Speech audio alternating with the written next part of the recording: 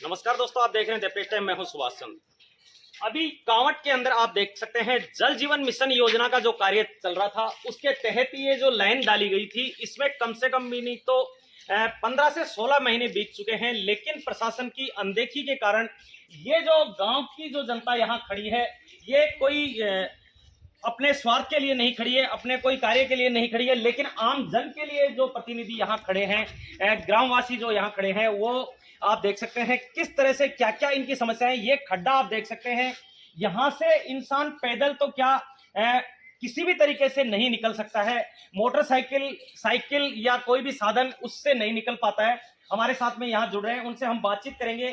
पूरे गांव के अंदर जो ये कंडीशन है कांवट के अंदर, ये जो कांवट का दृश्य आप देख रहे हैं, मेन बाजार जो मेन मोहल्ला है, सैनियों का मोहल्ला, उसी का ये नजारा मैं दिखा रहा हूँ। क्या नाम है भाई साहब आपका? कैलाश जी, क्या समस्याएं हैं जो आज गांव के लोग इतना इकट्ठे हुए हैं आप लोग? मैं सर ये बताना चाह रहा हूँ कि मोदी जी के द्वारा जो ये जल घर घर तक जल पहुँचाने की जो योजना थी, इसके अंदर जो ये आम रास्तों को खोदा गया है ना, तो इनमें जल पहुँचा दूर की बात है, लेकिन घर मालिकों का घर तक पहुँचना ही मुश्किल हो रहा है।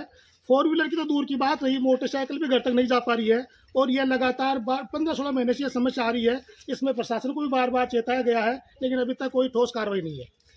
तो अब क्या चाह रहे हैं आपके जो ग्रामवासी हैं, क्योंकि ये दुरुस्त हो, क्यों रोड जो डाली गई थी उसके बीचों बीच में ये जो खड्डे डाले गए हैं, जो लाइन डाली गई है, क्या ये सही थी? यह पहले रास्ता बहुत बढ़िया था और बढ़िया तरीके से बनाया हुआ था, लेकिन अभी इस योजना के तहत इसको तोड़ दिया गया, लेकिन फिर भी कोई सुधार नहीं है। और अभी एक रोज पहले की बात है, जब यहाँ गांव में किसी बुढ़िया माँ का वो निधन हो गया, तो उसकी अर्थी जब ले जाएगी तो पब्लिक को इतनी परेशानी हुई कि देख नहीं पा रहे थे, फिर भी प्रशासन का कोई ध्यान नहीं। तो यहाँ क्या सरपंच साहिबा हैं, उनका दायित्व नहीं बनता है कि गांव के अंदर जो जल जीवन मिशन योजना की लाइनें डाली गई हैं, क्या अधिकारियों को, जो पीएचडी के अधिकारी हैं, उनको अवगत करवाना, लाइन को वापस से जो जिस तरह से रोड खोदी गई उसको दुरुस्त करवाना, क्या उनका दायित्व नहीं बनता है? कभी उनसे बातचीत की है आपने? देखो, इसमें सरपंच का पूरा दायित्व बनता है और सरपंच को मैंने बार बार अवगत भी करवाया है, लेकिन आश्वासन के सिवाय कुछ नहीं मिला है। कहा गया है कि हमने आगे शिकायत की है, इन साहब को बताया गया है, 2 दिन का टाइम मांग रहे हैं, 5 दिन का टाइम मांग रहे हैं, लेकिन अभी तक कोई काम नहीं हुआ है। ये देख सकते हैं आप, मैं यहाँ का नज़ारा दिखा रहा हूँ, आप देख सकते हैं पैदल, बिल्कुल सही कहा है, खड्डे कम से कम 1.5 से 2 फीट तक ये खड्डे जो आप देख सकते हैं, पूरे खड्डे हैं। जो माताएं बहनें हैं वो भी यहाँ से नहीं निकल पाती हैं।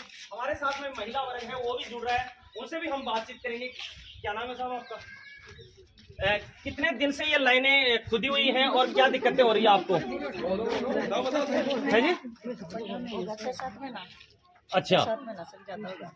6-7 महीने से भी ज्यादा हो गए। हाँ। अच्छा, तो अब क्या दिक्कतें हो रही है आपको आने जाने में यहाँ? आने जाने में दिक्कत है, न बाइक आती है, न साधन आते हैं, अच्छा, और न पैदल चला जाता है। बिल्कुल बिल्कुल, कोई दिक्कत घर में हो जाती है, बीमार कोई हो जाता है, तो उसके लिए साधन भी यहाँ नहीं आ पाता है। ये देख सकते हैं महिला जो वर्ग है, ये भी काफी परेशान है, पानी लेके यहाँ से पैदल नहीं निकल पाती हैं। आम रास्ता है वो पूरा, आप देख सकते हैं वहां से वहां तक कम से कम भी नहीं तो ये 400-500 मीटर तक जो लाइन खुदी हुई है, उसका मैं नज़ारा दिखा रहा हूँ। हमारे साथ में कांवट से और भी जुड़ रहे हैं, जो हम उनसे भी बातचीत करेंगे। क्या नाम है सर आपका? छाजूराम जी, ये लाइन खुदी हुई है और आज प्रशासनिक अधिकारी हैं वो नहीं ध्यान दे पा रहे हैं इसके ऊपर, तो इसमें कुछ कहना चाहेंगे आप दर्शकों को? अब देखो, बात ये है कि बहुत दिन हो गया, 10-15 साल से ऐसी ही पोजीशन चल रही है सब जगह। कांवट में आज कोई दिन टाइम एक ऐसा था कि कांवट को एक आदर्श पंचायत के रूप में पहचाना जाता था, लेकिन आज इस कांवट की ऐसी दशा हो रही है, जगह जगह तोड़ फोड़, और किधर भी कोई तोड़ फोड़ पूरी नहीं है, और लोगों को इतना परेशान किया जा रहा है, हर आदमी परेशान हो गया इस तोड़ फोड़ के चक्कर में। बनाने का कोई काम नहीं है, बनाने का कोई, मैं भी पिछली बार वार्ड पंच था तो मैंने कई बातें कही। हमारा ये पूरा मोहल्ला है, आज इनके पास मकानों का अधिकार नहीं है, लेकिन मकान को अधिकार अगर हम जैसे लोग जाके बात करते हैं तो ये लोग राजनीति करते हैं और उल्टे सुल्टे काम कर रहे हैं, कोई किसी की सुनता नहीं है, तो राम भरोसे काम चल रहे हैं। तो मेरा तो सबसे यही निवेदन है, ये जो भी जनप्रतिनिधि, बिल्कुल, हमारे साथ में और भी युवा साथी हैं, उनसे भी बातचीत करेंगे। सर, क्या नाम है आपका?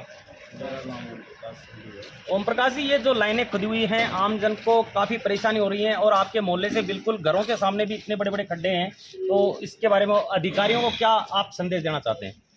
यहाँ पे 2 साल पहले कैंप लगा हुआ था प्रशासन गाँव के संग। आप वार्ड पंच भी बताए जा रहे हैं? वार्ड पंच में 2 नंबर का जी। तो प्रशासन गाँव के संग अभियान के अंदर मैंने शिकायत की थी एसडीएम साहब को लिखित के अंदर कि वार्ड नंबर 1, 2, 3 सैनी मोहल्ला आता है, इसके अंदर हर तरह की परेशानी चल रही है। नालियों की चल रही है, पानी की समस्या चल रही है।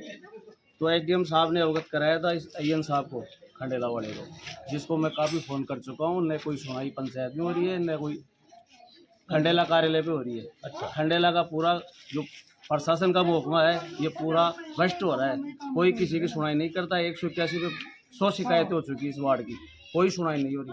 आने और जाने वालों में इतनी परेशानी हो रही है कि पूछो मत आप।